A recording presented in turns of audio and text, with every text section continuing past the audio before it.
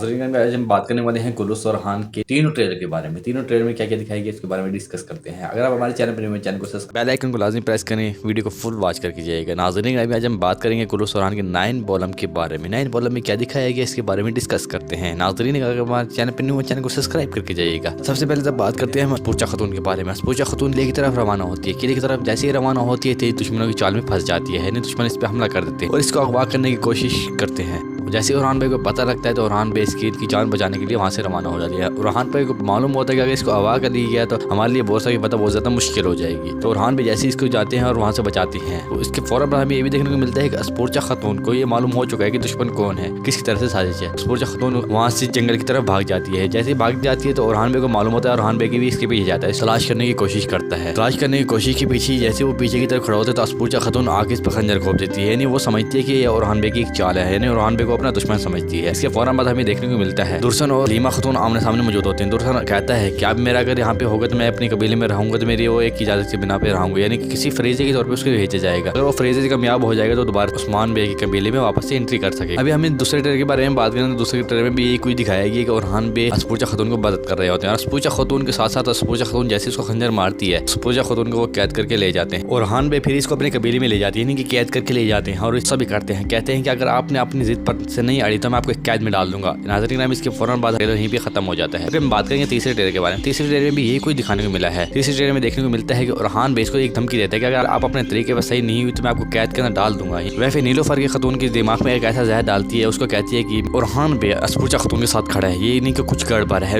इनके दिल में शुकूक पैदा करती है और इनके दिल में नफरत पैदा करती है। फातिमा खतून का ये भी इल्म हो जाता है कि ये ताजिर कौन है। ताजिर के बारे में डिस्कस करने के बारे में बात करती है कि इनकी तलाश जारी करती है कि ये कौन है, आखिरकार कौन है, इसको मैं पहचान क्यों नहीं पा रही। जैसे इसको फातिमा खतून का इल्म होगा कि यही फलेड्यूस है जिसने इसके प्रति जलाया तो फातिमा खतून के दिल को बहुत ज्यादा ठेस पहुंचेगी। यानी फातिमा खतून ने अपनी वालदा को भी मना कर दिया होता है कि मैं उसने अपनी वालदा को भी इनकार कर दिया होता है। खतून कहती है कि मैं इस शादी से इनकार कर दी, जो आप तैयारी कर रही हैं वो मैं इसके लिए राजी नहीं हूँ, यानी कि आपने मेरी मर्जी के खिलाफ आपने जो तैयारी की है मैं इस पर राजी नहीं हूँ, मैं इस रिश्ते को कबूल नहीं कर सकती। इसके बाद हमें ये भी देखने को मिलता है कि हलीमा खतून और दुर्सन आपस में मौजूद होती है। हलीमा खतून अपने दिल की बात कहती है, अपने दिल की सारी बात उसको बताती है। इससे अभी आगे देखने को मिलेगा कि दुर्सन कबीले को छोड़ के नहीं जाएगा और कबीले में ही रहेगा, यानी चुप कर रहेगा। नाज़रीन अभी इसके बारे में आप लोगों की क्या रही है मुझे कमेंट्स में लाजमी जवाब देना। वीडियो अच्छी लगी तो लाइक करना, चैनल को सब्सक्राइब करना और प्यारा सा कमेंट्स आपने लाजमी करना है। वीडियो एंड करते हैं।